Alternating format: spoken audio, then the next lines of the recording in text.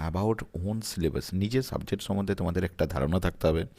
এবার যদি আপনি শিক্ষক হতে চান প্রাইমারি বিদ্যালয়ের, প্রাথমিক বিদ্যালয়ের, তাহলে আপনাকে কিন্তু আপনার যে অনার্স সাবজেক্ট রয়েছে না, বা মাস্টার ডিগ্রি যেটাতে প্রশ্ন করেছেন, মাস্টার ডিগ্রি যেটাতে, সেটার উপর কিন্তু প্রশ্ন হবে।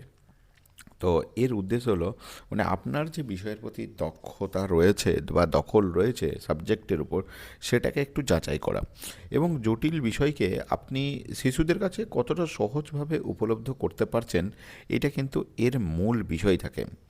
মানে correlation between higher knowledge and primary curriculum, মানে আপনি যে কোনো একটা সাবজেক্টে মাস্টার ডিগ্রি করেছেন সেইটাকে আপনি প্রাথমিক বিদ্যালয়ে কীভাবে রিলেট করছেন, এইটা কিন্তু খুব গুরুত্বপূর্ণ।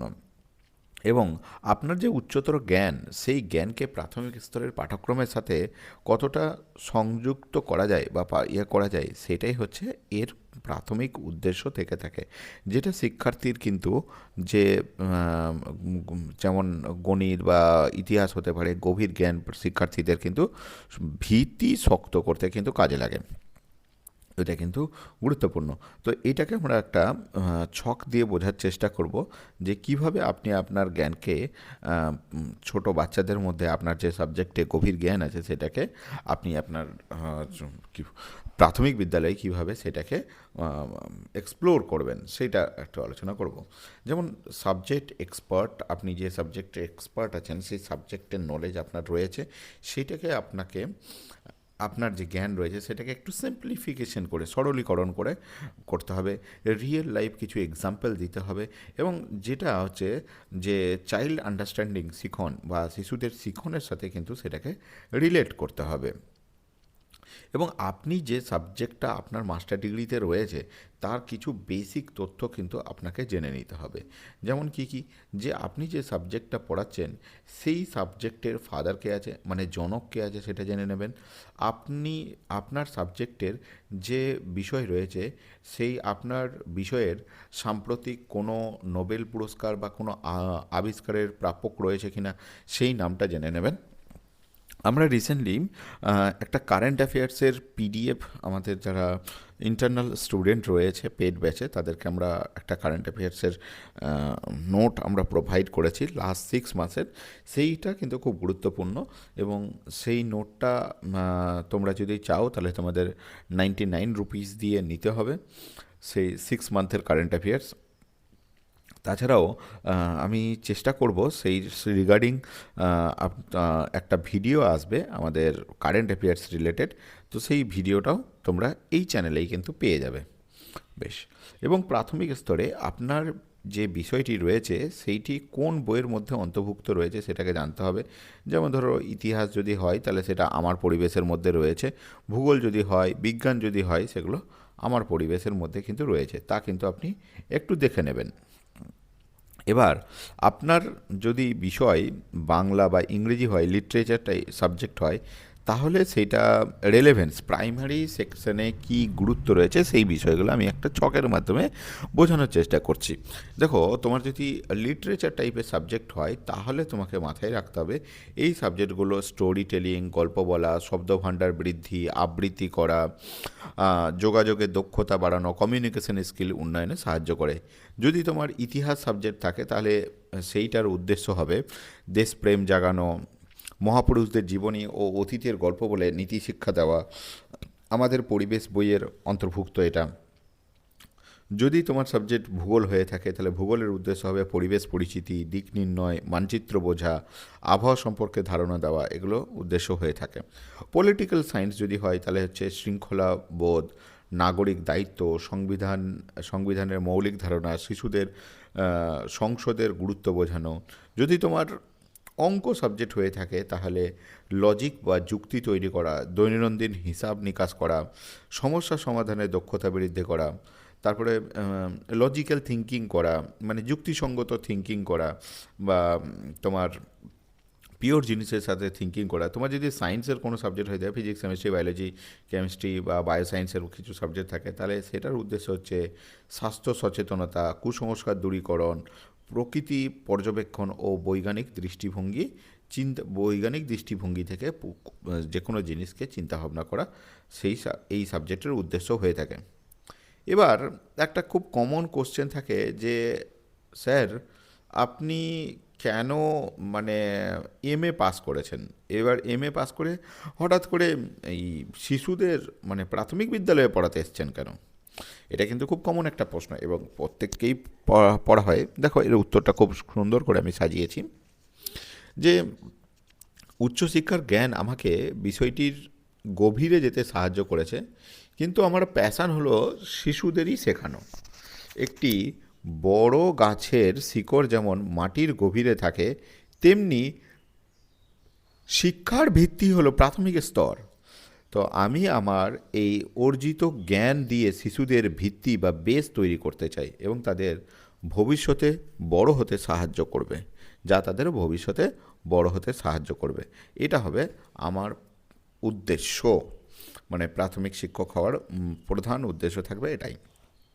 এই জিনিসটা কিন্তু আমাকে মাথায় রাখতে হবে। তাছাড়া আরও কয়েকটা জিনিস তুমি অ্যাড করতে পারো যে প্রাথমিক শিক্ষকতাই হলো প্রথম গুরু হলো প্রাথমিক শিক্ষক, সেই জিনিসটাও তুমি অ্যাড করতে পারো। এবার হচ্ছে বাংলার ছাত্র যদি তুমি হও বা বিভিন্ন বিষয়ে ছাত্র হও, তাহলে কিছু কোশ্চেন হতে পারে যে প্রাথমিক স্তরে সহজ পাঠ কেন গুরুত্বপূর্ণ। দেখো, প্রাথমিক স্তরে সহজ পাঠ কেন গুরুত্বপূর্ণ, এটাও কিন্তু একটা গুরুত্বপূর্ণ পয়েন্ট।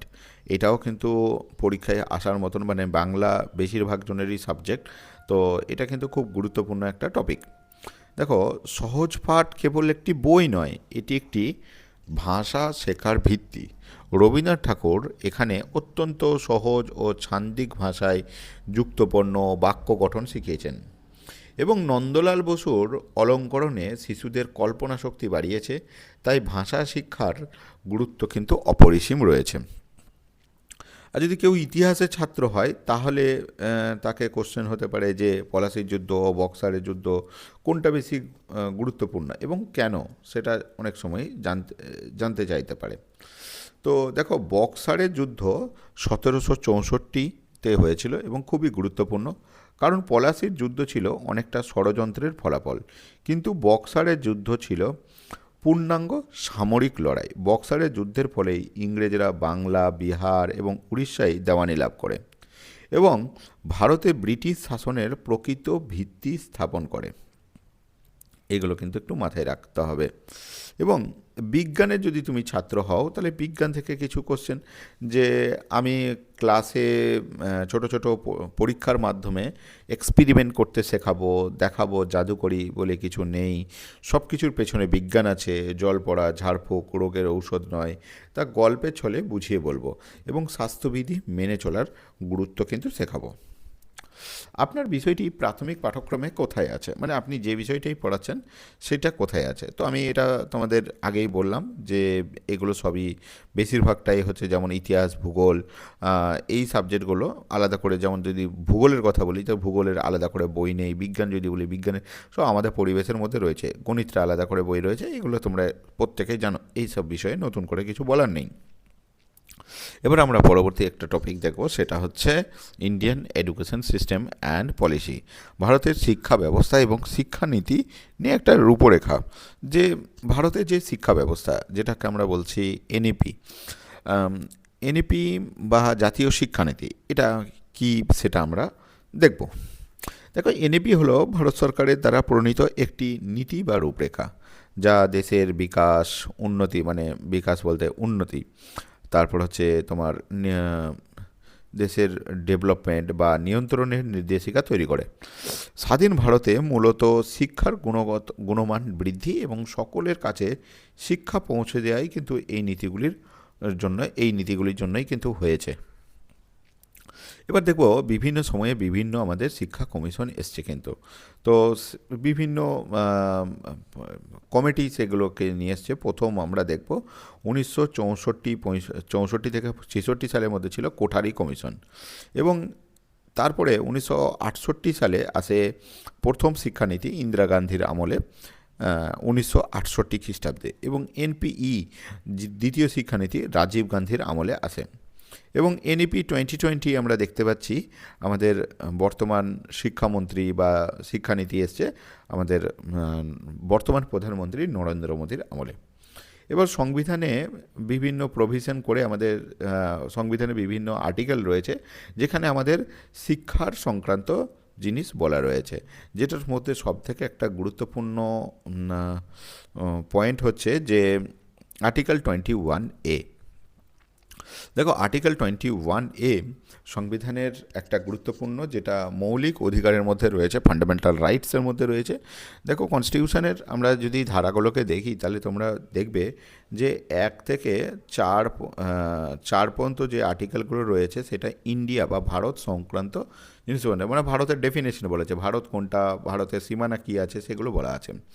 এবং 5 থেকে তুমি যদি 11 নম্বর আর্টিকেল দেখো, এইখানে 5 থেকে 11 নম্বর আর্টিকেলে আমাদের সিটিজেনশিপের মধ্যে জন্য বলা আছে, মানে নাগরিকত্বের বিষয়ে বলা আছে। এবং তুমি যদি 12 থেকে 35 পর্যন্ত দেখো তাহলে এই 12 থেকে 35-এর জন্য বলা আছে মৌলিক অধিকারের কথা বলা আছে। মৌলিক অধিকার যেটা আমাদেরকে প্রত্যেকটা আমরা সিটিজেন হওয়ার জন্য এই মৌলিক অধিকারের আমরা অধিকার পাবো। তারপরে আমাদের পাবো আমরা ডিপিএসপি, 36 থেকে তোমার 51 পর্যন্ত পাবো ডিপিএসপি। ডিপিএসপি মানে হচ্ছে যেটা হচ্ছে তোমার আমাদের কিছু অধিকার আছে যেগুলো গভর্নমেন্টে দেওয়া উচিত, কিন্তু গভর্নমেন্ট চাইলে দিতেও পারে, নাও দিতে পারে, ঠিক আছে। কিন্তু মৌলিক অধিকার গভর্নমেন্টকে সেই অধিকারগুলো কিন্তু দিতেই হবে। যেমন ধরো মৌলিক অধিকারের মধ্যে আছে যে মহিলাদের সুরক্ষা দিতে হবে, রাজ্যে মদ ব্যান করতে হবে, বা রাজ্যের সুরক্ষার জন্য বিভিন্ন রকম ভালো ভালো অধিকারের কথা বলা আছে, ঠিক আছে। তো সেইগুলো তোমরাও জানো যে সরকার কতটা মেনে চলে। তো ডিপিএসপি কারণ হচ্ছে যে আমাদের ওয়েল এডুকেশন দিতে হবে, তারপরে তোমার ভালো স্বাস্থ্য ব্যবস্থা করতে হবে, এই সমস্ত জিনিস অধিকার দেওয়া আছে। কিন্তু এই অধিকার ডিপিএসপিতে থাকার জন্য এটা দেওয়াও যেতে পারে, নাও দেওয়া যেতে পারে। যেমন ধরো আর্টিকেল 45, এটা তাহলে আমাদের কোথায় পড়ছে? এটা কিন্তু ডিপিএসপিতে পড়ছে। মানে ডিপিএসপি বলতে গেলে এখানে গভর্নমেন্ট চাইলে এটা দিতেও পারে, নাও দিতে পারে, এই যে আর্টিকেল 45। আবার তুমি দেখো তারপরে 51-এর পরে 51A যেটা রয়েছে সেটা কিন্তু হয়ে যাবে তোমার মৌলিক কর্তব্য। মৌলিক কর্তব্য মানে হচ্ছে ফান্ডামেন্টাল ডিউটি, মানে নাগরিকদেরও কিছু অধিকার দেওয়া আছে, নাগরিকদের অধিকার বলছি, নাগরিকদেরও জন্য কিছু কর্তব্য দেওয়া আছে, নাগরিকরা যেন সেই কর্তব্য পালন করে। তো আগে আমাদের মৌলিক অধিকার ছিল 10টি, এখন মৌলিক কর্তব্য আগে ছিল 10টি, এখন মৌলিক কর্তব্য হচ্ছে আমাদের 11টি। এই যে 11টি মৌলিক কর্তব্য হয়েছে সেইটাই হচ্ছে আর্টিকেল 51K এর মধ্যেই পড়ছে। তো সেখানে আমরা এই যে 3টে আর্টিকেলের কথা বললাম, আমরা 3টে আর্টিকেল একটু বিস্তারিতভাবে দেখে নিই। যে দেখলাম প্রথমে বললাম তোমাদের আর্টিকেল 21A। আর্টিকেল 21A মানে যেটা হচ্ছে আমাদের মৌলিক অধিকার, যেটা গভর্নমেন্টকে কিন্তু ইনশিওর করতেই হবে। তো মৌলিক অধিকারে বলছে 6 থেকে 14 বছর বয়সী সকল শিশুর জন্য অবৈধানিক ও বাধ্যতামূলক শিক্ষা একটি মৌলিক অধিকার, যেটা 2002 সালে 86তম কনস্টিটিউশনাল অ্যামেন্ডমেন্টে যুক্ত হয়েছে। এবং আর্টিকেল 45 বলছে যে শিশুদের 6 বছরের কম বয়সী শিশুদের শৈশবকালীন যত্ন এবং শিক্ষার ECCE ব্যবস্থা করে রাষ্ট্রের কিন্তু এটা একটা দায়িত্ব বা কর্তব্য, কিন্তু করতেই হবে এমন কোনো বিষয় নেই। কিন্তু যখনই আমরা বলবো মৌলিক অধিকার, সেটা কিন্তু করতেই হবে রাষ্ট্রকে। এবার হচ্ছে এইটা নাগরিকদের কর্তব্য, সেটা হচ্ছে যে 6 থেকে 14 বছর বয়সী শিশুদের স্কুলে পাঠাতে হবে, প্রত্যেক অভিভাবকের কিন্তু এটা একটা কর্তব্য। এবার আমরা দেখব যে এনইপি 2020, এই যে নতুন শিক্ষানীতি, এই নতুন শিক্ষানীতিতে কি কি নতুন জিনিস রয়েছে।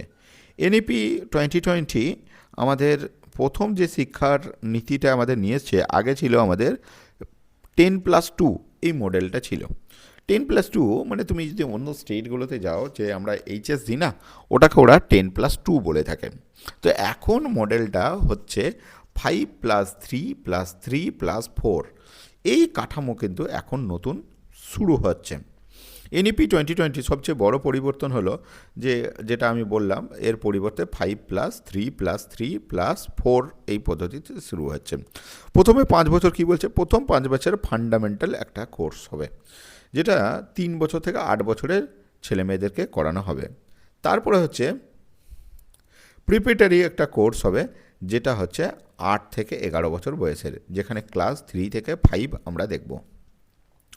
তারপরে মিডিল একটা এজ পাবো, যেটা হচ্ছে 11 থেকে 14 বছর, যেটা 6 থেকে ক্লাস 6 থেকে 8 হবে। তারপরে তোমার হবে সেকেন্ডারি পোর্শন, যেটা হবে 14 থেকে 18 বছর, যেখানে ক্লাস 9 থেকে 12-এর একটা আলাদা সেকশন থাকবে। এবং এই পুরো কারিকুলামটা করার জন্য যে গুরুত্বপূর্ণ শিক্ষা প্রতিষ্ঠানগুলো এর মধ্যে কাজ করবে, সেটার মধ্যে প্রথম যেটা পাবো সেটা হচ্ছে এনসিইআরটি। এনসিইআরটি এখানে কাজ করবে। এনসিইআরটি হচ্ছে স্কুল শিক্ষার পাঠ্যক্রম, এনসিএফ, এবং পাঠ্যপুস্তক তৈরি করার কাজ থাকে এনসিইআরটির কাজ থাকে। তারপর হচ্ছে এনসিটিই, এখানে কি হচ্ছে টিচার্স এডুকেশন, এবং যিনি টিচার্সদের যে প্রশিক্ষণ করানো হচ্ছে, যে স্কুল শিক্ষা, সেই টিচার এডুকেশনের প্রশিক্ষণের মান কিন্তু নিয়ন্ত্রণ করে এনসিটিই। নেক্সট হয়ে এসসিইআরটি, রাজ্য স্তরে শিক্ষার মান ও পাঠ্যক্রম দেখভাল করার দায়িত্ব কিন্তু এসসিইআরটির থাকে। তাহলে একটা পেলাম এনসিইআরটি, যেটা হচ্ছে আমাদের ন্যাশনাল লেভেলে হয়ে থাকে। এসসিইআরটি এটা কিন্তু রাজ্য স্তরে হয়ে থাকে। এরপর আমরা যে আরটিই অ্যাক্ট রয়েছে, শিক্ষার অধিকার, রাইট টু এডুকেশন, শিক্ষার অধিকার রয়েছে, যেটা হচ্ছে 2009 সালের একটা অধিকার বা আইন। সেই আইনটা আমরা একটু দেখব। এখানে বলছে নো ডিটেনশন পলি, অর্থাৎ অষ্টম শ্রেণী পর্যন্ত কোনো শিশুকে কিন্তু ফেল করানো যাবে না, যা বর্তমানে কিছুটা সংশোধনী এসছে কিছু কিছু সেক্টরে, কিছু কিছু জায়গায়। তো অষ্টম শ্রেণী পর্যন্ত কিন্তু কোনো শিশুকে কিন্তু ফেল করানো যাবে না। কর্পোরাল পানিশমেন্ট, অর্থাৎ শারীরিক এবং মানসিক শাস্তি কিন্তু সম্পূর্ণভাবে নিষিদ্ধ। কত সালের আইন কিন্তু এটা? রাইট টু এডুকেশন 2009, শিক্ষার অধিকারে কিন্তু আইনে বলছে এটা। টিচার্স ওয়ার্কিং আওয়ার্স, অর্থাৎ শিক্ষকদের সপ্তাহে অন্তত 45 ঘন্টা কিন্তু কাজ করতে হবে, যেটা তুলনামূলক অনেকটা কম। প্রস্তুতি সময় সহ ইনক্লুডিং, অ্যাকচুয়ালি 45 ঘন্টা পড়ানোর যে পড়াতে গেলে তার জন্য কিন্তু, বা প্রস্তুতি সহ যদি বলেছে, সেই হেতু আমি বলছি এটা কিন্তু কম, কারণ টিচার্সদেরকে নিজেকেও পড়তে হবে, সেটা কিন্তু এর মধ্যেই ধরা আছে। কিন্তু অন্যান্য জায়গায় এখন বিভিন্ন জায়গায় দেখছি এটাকে 80 ঘন্টা করা আছে, মিনিমাম উইকলি 80 ঘন্টা কাজ করতে হবে বিভিন্ন কর্পোরেট কোম্পানিগুলোতে। ঠিক আছে, বেশ। তারপরে দেখছি রিজার্ভেশন, প্রাইভেট স্কুলে অন্তত 25% আসন দুর্বল এবং পিছিয়ে পড়া ইডাব্লিউএস শিশুদের জন্য কিন্তু সংরক্ষিত থাকবে প্রত্যেকটা প্রাইভেট স্কুলে। কিন্তু জানি না এই নিয়মটা প্রাইভেট স্কুলরা কতটা মেনে চলে। যাই হোক, তোমরা এই আইনটা অন্ততপক্ষে জেনে রাখো যে এটা কোন আইনের বলা হচ্ছে, আরটিই 2009। এসএমসি, অর্থাৎ প্রতিটা স্কুলে স্কুল ম্যানেজমেন্ট কমিটি থাকবে, যার 75% সদস্যই হবেন অভিভাবকরা।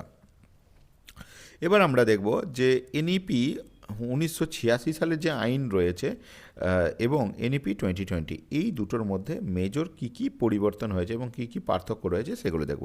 প্রথমত স্ট্রাকচারগত পার্থক্য, যেটা আগে ছিল এনপিই 2020-তে ছিল যে 10+2 মাধ্যমিক আর উচ্চ মাধ্যমিকের কথা বলছে। এখন এনইপি 2020 বলছে যে 5+3+3, 5+3+3+4 এই সিস্টেম হবে। প্রি স্কুলিং অর্থাৎ প্রাক প্রাথমিক, এখানে এনইপি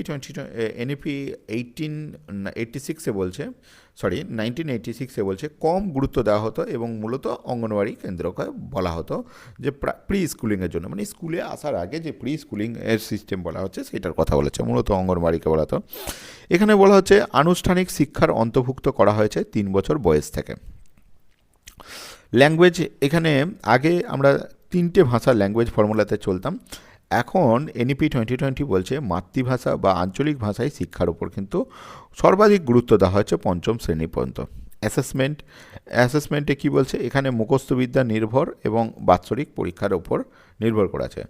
দক্ষতা কি রয়েছে এখানে, দক্ষতা বা তোমার কি বলবো মূল্যায়ন যেটা হচ্ছে 360 ডিগ্রি মূল্যায়ন করা হবে, মানে বিভিন্ন পার্সপেক্টিভ থেকে মূল্যায়ন করা হবে, যে শুধুমাত্র যে পড়ার বিষয় সেটা নয়, মানে তার সামগ্রিক বিকাশ কী হলো বা সামগ্রিক ডেভেলপমেন্ট বা উন্নতি কী হলো সেগুলো আমাদেরকে জেনে নিতে হবে।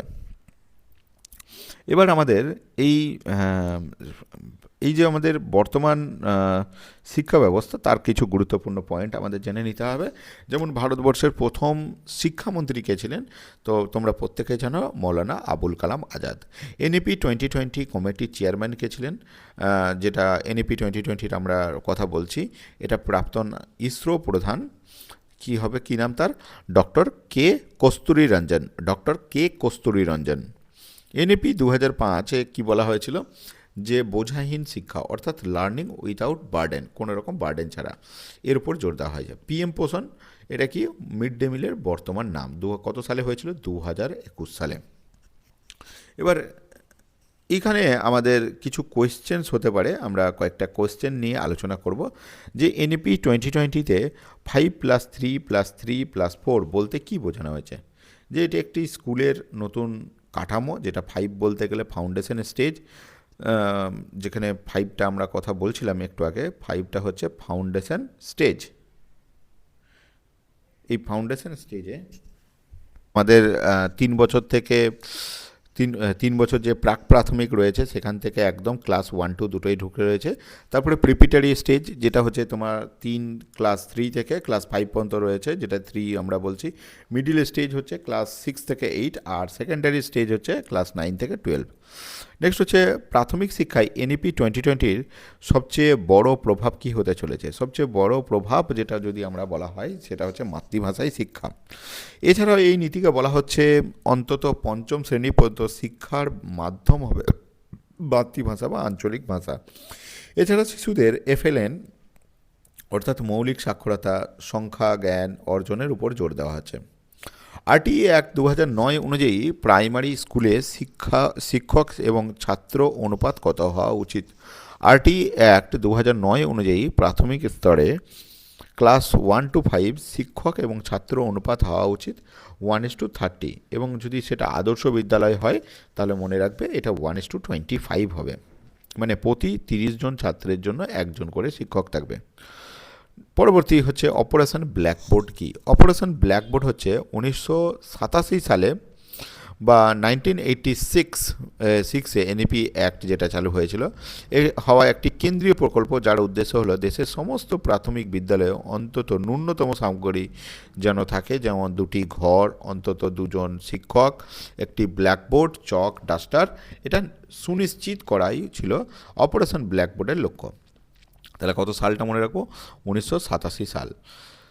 শিক্ষা কেন যৌথ তালিকা কনকারেন্ট লিস্টের মধ্যে অন্তর্ভুক্ত রয়েছে। দেখো আমরা যে কোনো কনস্টিটিউশনের প্রভিশনগুলো আমরা যদি দেখি, যে আমরা 3 ধরনের লিস্টের কথা পাই। একটা হচ্ছে স্টেট লিস্ট, আর মানে যেটা স্টেটের ইস্যু রয়েছে, আর একটা হচ্ছে সেন্ট্রাল লিস্ট, মানে যেটা ইউনিয়ন লিস্ট বা সেন্ট্রাল লিস্ট, যেটা কেন্দ্র সরকারের নিয়ন্ত্রণাধীন যে সংস্থাগুলো রয়েছে বা যে কাজগুলো কেন্দ্র সরকারের আন্ডারে রয়েছে। যেমন ধরো কেন্দ্র সরকারের নিয়ন্ত্রণাধীন যদি বলি বিদেশ মন্ত্রক কিন্তু সেন্ট্রাল গভর্নমেন্টে, মানে ধরে নিচ্ছি আমাদের রাজ্যের মুখ্যমন্ত্রী আজকে বিদেশ সফরে কোথাও যাবেন, তাহলে অবশ্যই কিন্তু সেটা তাহলে এই দপ্তরটা কার মধ্যে পড়ছে, এই দপ্তরটা কিন্তু বিদেশ মন্ত্রকটা পড়ছে তোমার ইউনিয়ন লিস্টে, অর্থাৎ ইউনিয়ন লিস্টে মানে কেন্দ্র সরকারের নিয়ন্ত্রণাধীনে রয়েছে, তাহলে কেন্দ্র সরকারের এখানে পারমিশন লাগবে। আবার কিছু জিনিস আছে যেগুলো স্টেট গভর্নমেন্টের আন্ডারে পড়ে, যেমন ধরো রাজ্যের কোনো ইন্টারনাল ইস্যু রয়েছে। ইন্টারনাল ইস্যু বলতে গেলে যেমন ধরো রাজ্যের সড়ক ব্যবস্থা, রাজ্যের তোমার লোকাল পুলিশিং বলো, তাহলে এই সংক্রান্ত বিষয়ে কিন্তু রাজ্যই কিন্তু শেষ কথা, সেই ক্ষেত্রে রাজ্যের অনুমতি ছাড়া সেন্ট্রাল গভর্নমেন্টও কিছু করতে পারবে না। আবার কিছু কিছু বিষয় আছে যেগুলোতে কি হয়, মানে কনকারেন্ট লিস্টে আছে, মানে সেখানে দুটো রাজ্য সরকার এবং সেন্ট্রাল গভর্নমেন্ট দুজনকেই কিন্তু সেইখানে মানে প্রতিনিধিত্ব করে সেই কাজটা করার কথা বলা হচ্ছে দুজনে মিলে। তবে মনে রাখবে এই বিষয়ে যদি কনকারেন্ট লিস্টে, মানে যেটাকে আমরা দুজনেই ভাবে, যেমন স্বাস্থ্য, শিক্ষা, এগুলোকে বলা হচ্ছে, এবং এটার করার উদ্দেশ্য বা তুমি এটাতে মনে রাখবে কোনো রকম ডিসপিউট যদি রেজ হয়, মানে দুটো সংস্থার মধ্যে, দুটো গভর্নমেন্টের মধ্যে, স্টেট গভর্নমেন্ট এবং সেন্ট্রাল গভর্নমেন্টের মধ্যে, তাহলে তুমি দেখতে পাবে সেক্ষেত্রে বলা হচ্ছে যে সেন্ট্রাল গভর্নমেন্ট সেই যে কথাটি বলবে সেটাই, যদিও ম্যাটারটা কোর্টে যে আলটিমেটলি ডিসপিউট রেজুলেশন হয়। তবে মনে রাখবে এই যে গভর্নমেন্টের যে স্ট্রাকচার বললাম, এই গভর্নমেন্টের স্ট্রাকচার দের আর 3 টাইপস অফ গভর্নমেন্টের স্ট্রাকচার। একটা হচ্ছে ইউনিয়ন গভর্নমেন্ট বা সেন্ট্রাল গভর্নমেন্ট, দেন হচ্ছে স্টেট গভর্নমেন্ট, আর একটা হচ্ছে লোকাল গভর্নমেন্ট। কিন্তু আমরা লোকাল গভর্নমেন্টের অস্তিত্ব পাই না। সেটা হচ্ছে লোকাল গভর্নমেন্ট বলতে গেলে আমরা পৌরসভা বা পঞ্চায়েতকে লোকাল গভর্নমেন্ট বলে থাকি। এই 3টে গভর্নমেন্টের আমাদের কিন্তু এখানে অস্তিত্ব রয়েছে। এবার বলছে এখানে এখানে কি বলা হচ্ছে কনকারেন্ট লিস্টে কেন যৌথ তালিকাতে, 1967 সালের আগে শিক্ষা কিন্তু রাজ্য তালিকায় অন্তর্ভুক্ত ছিল, এবং দেশের সবথেকে বড় কনস্টিটিউশন অ্যামেন্ডমেন্ট যেটা হচ্ছে 42তম কনস্টিটিউশন অ্যামেন্ডমেন্ট, 42 অ্যামেন্ডমেন্ট, যেটাকে half of the Indian constitution বলে দেওয়া হয়, এটি যৌথ তালিকায় আনা হয় যাতে কেন্দ্র ও রাজ্য উভয় সরকারি শিক্ষার মান উন্নয়ন আইন তৈরি করে অর্থ বরাদ্দ করতে পারে এবং সারা দেশে শিক্ষায় একটি সমতা বজায় যেন থাকে, সেইটার হচ্ছে এর প্রধান উদ্দেশ্য। এবার আমাদের যে বিএড রিলেটেড যে কোর্সগুলো রয়েছে সেগুলো সম্বন্ধে একটু জেনে নিতে হবে। প্যাডালজিক্যাল যে নলেজ ইম্পর্টেন্ট কতটা, সেই বিষয়ে আমরা দেখে নেব।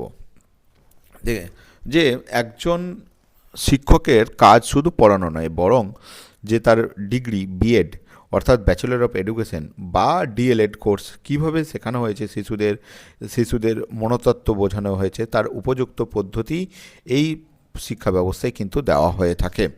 তো ইন্টারভিউতে কিন্তু যে এই দক্ষতা বা টিচিং স্কিল যাচাই করাই হয়তো কিন্তু এর মেন লক্ষ্য। এবার দেখো মেন থিঙ্কিং বা মূল বিষয় যদি বলি, যে how to teach is an important as what to teach. যে বিষয়বস্তুর জ্ঞানের পাশাপাশি লেসন প্ল্যান তৈরি করা, মাইক্রো টিচিং, ম্যাক্রো টিচিং বা এর মাধ্যমে দক্ষতা অর্জন বা সঠিক মূল্যায়ন এভ্যালুয়েশন পদ্ধতি জানা কিন্তু একজন শিক্ষকের কিন্তু প্রধান হাতিয়ার। তাহলে একজন যে আমরা মাইক্রো টিচিং করাবো, যেটা তোমার অনুশিক্ষণ চক্র বলছি, সেইটা আমরা কিভাবে প্ল্যান করব বা সেটাকে আমরা কিভাবে করব, তো এইটার একটা বিস্তারিত আমি ছকের মাধ্যমে বোঝানোর চেষ্টা করেছি। দেখো প্রথমত তোমাকে দেখতে হবে, বুঝতে হবে যে এই যে অনুশিক্ষণের কথা বলছি, এখানে আমরা প্রথমে প্ল্যানিং করব, প্ল্যান তৈরি হবে। তারপরে প্রথমে শিখন বা করানো হবে 6 মিনিট আমরা প্রথমে করব। তারপর ফিডব্যাক বা প্রতিক্রিয়া নেব 6 মিনিট। তারপরে আবার রিপ্ল্যান করব 12 মিনিট, রিটাচ করব তোমার 6 মিনিট, ফিডব্যাক বা পুনঃ প্রতিক্রিয়া নেব 6 মিনিট। এইভাবে কিন্তু আমরা পুরো এডুকেশনের প্রসিডিওরটাকে রাখবো। এবার দেখব আমরা মাইক্রো টিচিং এবং ম্যাক্রো টিচিং এই দুটোর মধ্যে মোটামুটি পার্থক্য কী রয়েছে। পার্থক্য দেখলেই আমরা কিন্তু বিষয়টাকে একটু বুঝতে পারবো। দেখো মাইক্রো টিচিং বা অনুশিক্ষণ, সেটা হচ্ছে এখানে ক্লাসের সাইজ বা শ্রেণীর আকার হবে সাধারণত ছোট দল থাকে, এখানে 5 থেকে 10 জন শিক্ষার্থী নিয়ে গঠিত হয়। আর ম্যাক্রো টিচিংয়ে পুরো ক্লাস 50-60 জন বা 40-50 জন শিক্ষার্থী থাকতে পারে, যদি তোমাদের আদর্শ অনুপাতটা বললাম 1:3। এবং এখানে মাইক্রো টিচিংয়ের কিন্তু ডিউরেশন যেটা হয়, সময় যেটা লাগে, সেটা 5 থেকে 6 মিনিট, আর ম্যাক্রো টিচিংয়ে 35 থেকে 40 মিনিট। টিফিনের পরে যে ক্লাসগুলো হয় সেগুলো আমাদের 35 মিনিটে থাকে, এবং টিফিনের আগেগুলো 40 মিনিটে থাকে। স্কিল ফোকাস, যেটা একটি সময়ে একটি মাত্র দক্ষতা চর্চা করা হয়, আর ম্যাক্রো টিচিংয়ে একসাথে অনেক কটা দক্ষতা দেখা হয়। উদ্দেশ্য কী থাকে? মাইক্রো টিচিংয়ের শিক্ষণ দক্ষতা বা টিচিং স্কিল অর্জন করা লক্ষ্য থাকে, আর তোমার ম্যাক্রো টিচিংয়ে শিক্ষার্থীদের বিষয়বস্তু শেখানো এর উদ্দেশ্য থাকে। নেক্সট হচ্ছে ডিফারেন্ট ইম্পর্ট্যান্ট পয়েন্ট, কিছু গুরুত্বপূর্ণ পয়েন্ট আমরা দেখব। যে এই যে ব্লুম ট্যাক্সোনমিতে আমাদের শিক্ষার যে উদ্দেশ্য সেটাকে তিনটে ডোমেনে ভাগ করা হয়েছে। সেই ভাগগুলো কি কি? একটা হচ্ছে কগনিটিভ, যেটা জ্ঞানমূলক শিক্ষা, যেটা আমাদের মস্তিষ্ক দেয়। এফেক্টিভ অর্থাৎ আবেগমূলক শিক্ষা, যেটা হৃদয় থেকে আমাদের আসে, যদিও সবটাই আমাদের মস্তিষ্ক থেকেই আসে। তারপরে সাইকোমোটর, যেটা হচ্ছে মনোপেশি বা হাত পার কাজ থাকে।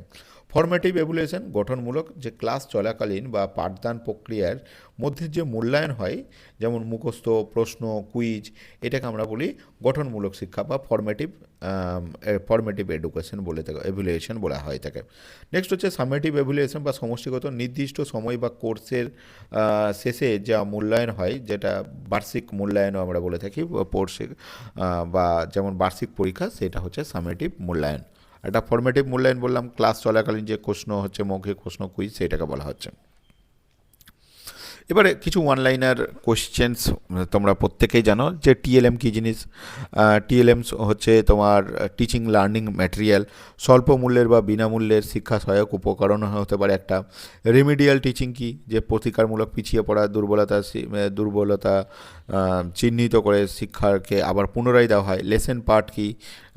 লেসন প্ল্যান, যে ক্লাসে কি পড়ানো হবে তার একটা পূর্ব পরিকল্পনা। হাবার্টের 5টি ধাপ অনুসরণ করা হয় এখানে। কিন্ডারগার্টেন, জনক ফ্রয়েবেল, এইটার অর্থ হচ্ছে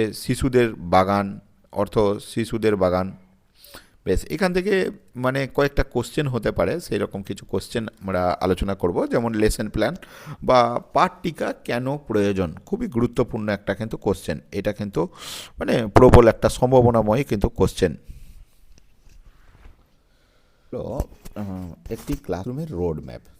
এটি শিক্ষককে সময় ব্যবস্থাপনা করতে এবং সঠিক টিএলএম ব্যবহার করতে এবং নির্দিষ্ট লক্ষ্যের দিকে এগিয়ে যেতে সাহায্য করে। এর ফলে কী হয়? পাঠদান পদ্ধতি অগোছালো না হয়ে সুশৃঙ্খল ও কার্যকর হয়। রেমিডিয়াল টিচিং কি?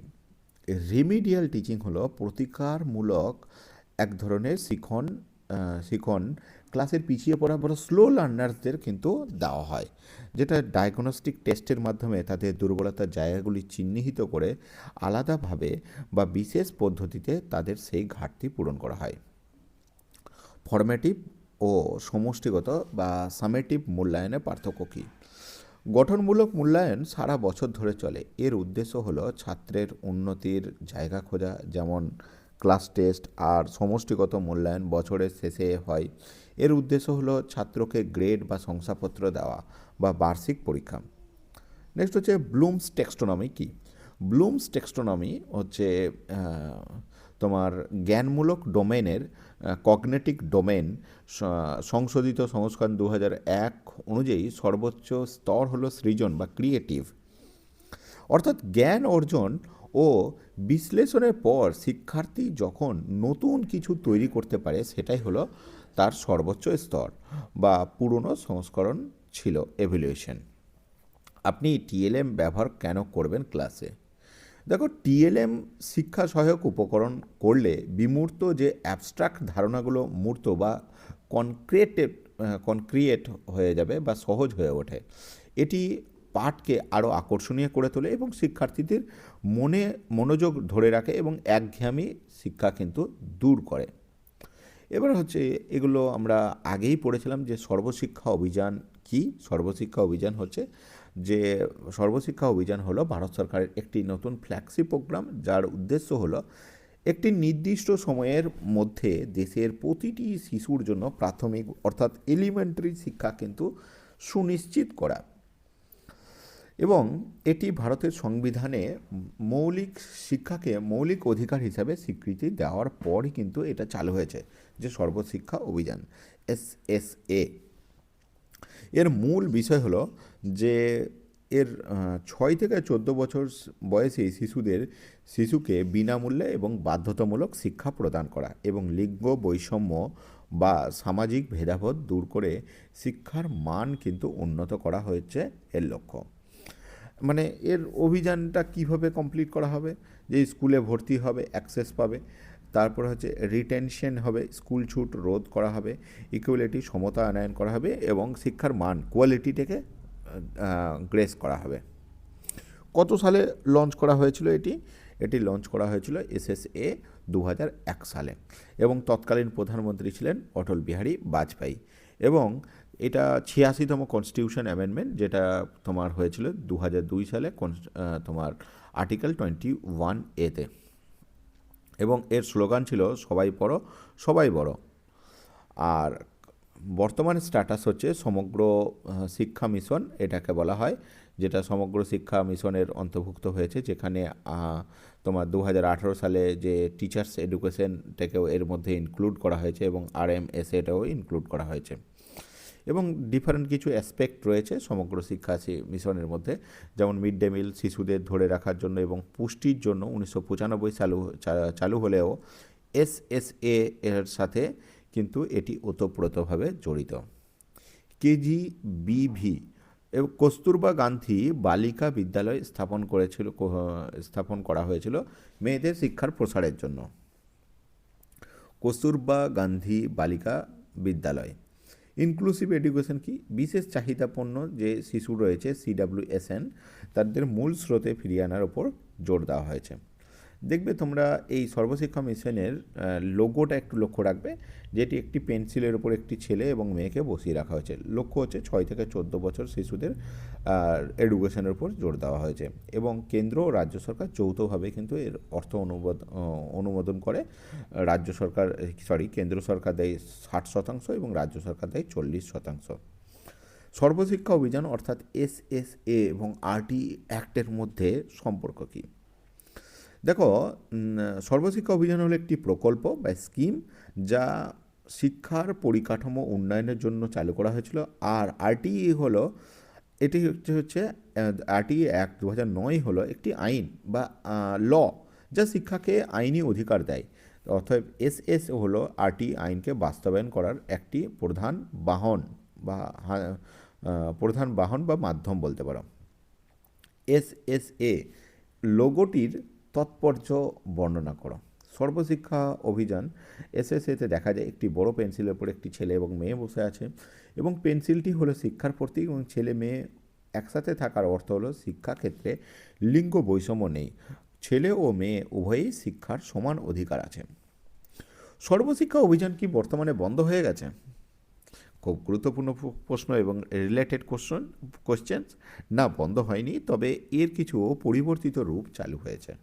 2018 সাল থেকে সর্বশিক্ষা অভিযান অর্থাৎ SSA, রাষ্ট্রীয় মাধ্যমিক শিক্ষা অভিযান যেটাকে RMSA বলা হচ্ছে এবং শিক্ষক শিক্ষা যেটা টিচার্স এডুকেশন, এই তিনটি প্রকল্পকে একসাথে সমগ্র শিক্ষা মিশন অর্থাৎ SSA নামে চালানো হচ্ছে। ড্রপ আউট বা স্কুল ছুট কমাতে SSA ভূমিকা কী নিয়েছে সর্বশিক্ষা অভিযান? দেখো, বিনামূল্যে পাঠ্যপুস্তক সরবরাহ, ইউনিফর্ম, মিড ডে মিলের ব্যবস্থা করা হয়েছে। তাছাড়া স্কুলের মেয়েদের জন্য আলাদা শৌচাগার, বিশেষ চাহিদাপূর্ণ শিশুদের জন্য র্যাম্প বা সহায়ক সরঞ্জামের কিন্তু ব্যবস্থা করে স্কুলমুখী করা হচ্ছে। পরবর্তী কোশ্চেন্স, যে 86তম যে কনস্টিটিউশন অ্যামেন্ডমেন্ট আছে সেটা কেন ইম্পর্টেন্ট? দেখো, ভারতীয় সংবিধানে আর্টিকেল 21A এই ধারা সংযোজন করা হয়েছে, যেখানে 6 থেকে 14 বছর বয়সী শিশুদের কিন্তু শিক্ষাকে মৌলিক অধিকার হিসাবে স্বীকৃতি দেওয়া হয়েছে। এটিই হলো সর্বশিক্ষা মিশনের কিন্তু মূল লক্ষ্য। নেক্সট, এরপর আমরা দেখব PM পোষণ স্কিম। PM পোষণ অর্থাৎ প্রধানমন্ত্রী পোষণ শক্তি নির্মাণ এর কিন্তু আসল নাম, যাকে আমরা মিড ডে মিল বলে থাকি। এটা 2021 সালে সেপ্টেম্বর মাসে কিন্তু আমাদের নতুন গভর্নমেন্ট যেটা রয়েছে কেন্দ্রীয় সরকার, সেই কিন্তু নতুন না, অনেক পুরনো হয়ে গেল এই সরকার, তো এই নামকরণ দিয়েছে।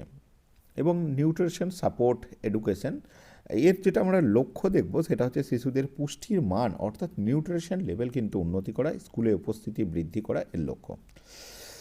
আর লক্ষ্যর মধ্যে রয়েছে ক্ষুধা নিবারণ বা হাঙ্গার ইন্ডেক্স, যেটা আমাদের রয়েছে ভারতবর্ষের হাঙ্গার। তোমরা যদি হাঙ্গার ইন্ডেক্স দেখো, ভারতের অবস্থা খুবই শোচনীয়।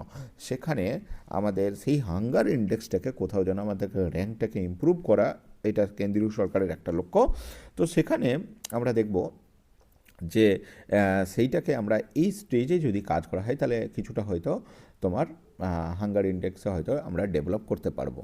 তো সেইখানে আমাদের মান একটু রিমুভ করা, সেটা হচ্ছে ক্ষুধা নিবারণ করা, ইনক্রিজ এনরোলমেন্ট অর্থাৎ ভর্তি বৃদ্ধি করা, বা তুমি বলতে পারো ড্রপ আউট কমানো, পুষ্টি বৃদ্ধি করা, boost nutrition, social equality. Social equality বলতে সবার সমান যাতে ডিস্ট্রিবিউশন হয় বা সমানভাবে সবাই যেন খেতে পায় সেইটাকে আমাদের সুনিশ্চিত করা। এবার দেখো প্রাইমারি সেকশনে যেখানে আমরা 1 থেকে 4 পর্যন্ত বলি, সেই সেকশনে আমাদের মেনলি দেখব ক্যালোরি দেওয়া হয় 450 গ্রাম মতন ক্যালোরি আমরা প্রোভাইড করি, ঠিক আছে। আর প্রোটিন দেওয়া হয় 12 গ্রাম এবং রাইস দেওয়া হয় 100 গ্রাম মতো। আপার প্রাইমারি সেকশানে এটা হচ্ছে 700 গ্রাম ক্যালোরি দেওয়া হয় এবং প্রোটিন হচ্ছে 20 গ্রাম এবং রাইস হচ্ছে 150 গ্রাম প্রোভাইড করি।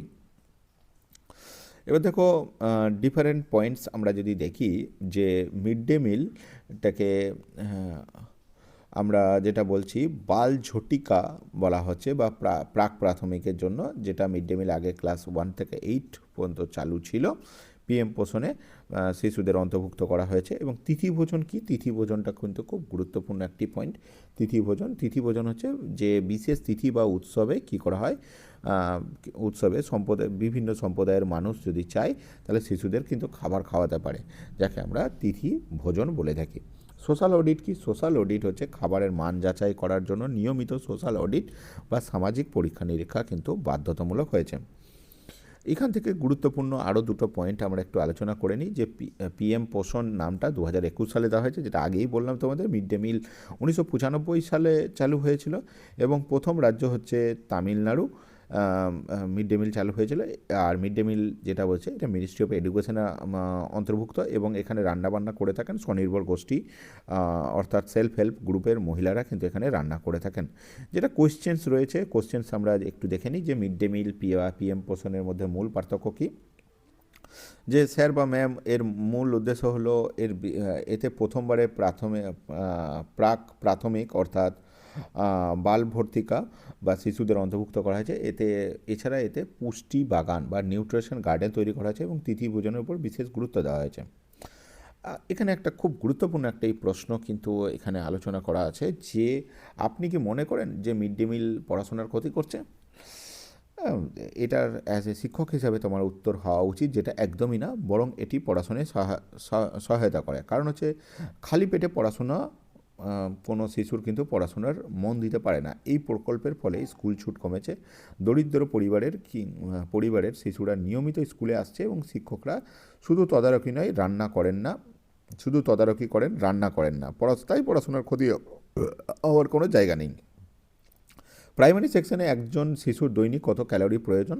তো বললাম 1 থেকে 4-এর জন্য 450 ক্যালোরি এবং 5 থেকে 12 গ্রাম প্রোটিন প্রয়োজন। তিথি ভোজন কি? বললাম তিথি ভোজন, নতুন করে বলছি না। মিড ডে মিলে এইখানে একটা গুরুত্বপূর্ণ প্রশ্ন যে মিড ডে মিলে খাবারের টিকটিকি বা পোকা দেখার অভিযোগ এলে আপনি কি করবেন শিক্ষক হিসাবে? তো আমি প্রতিদিন খাবার পরিবেশনের আগে নিজেই খাবারটাকে টেস্ট করব এবং রান্নাঘর পরিষ্কার আছে কিনা বা সবজি ভালো করে ধোয়া হয়েছে কিনা তা নিয়মিত তদারকি করব এবং রাঁধুনির হেল্পারদের পরিষ্কার পরিচ্ছন্নতা বজায় রাখতে উৎসাহিত করব সারাক্ষণ। এটা হবে আমাদের কাজ। তো আজকে এই পর্যন্তই আমাদের আজকের ভিডিও এই পর্যন্তই থাকলো। এর পরের ভিডিওতে আমরা শিক্ষার অধিকার অর্থাৎ আরটিই নিয়ে আলোচনা করব। ধন্যবাদ। জয় হিন্দ।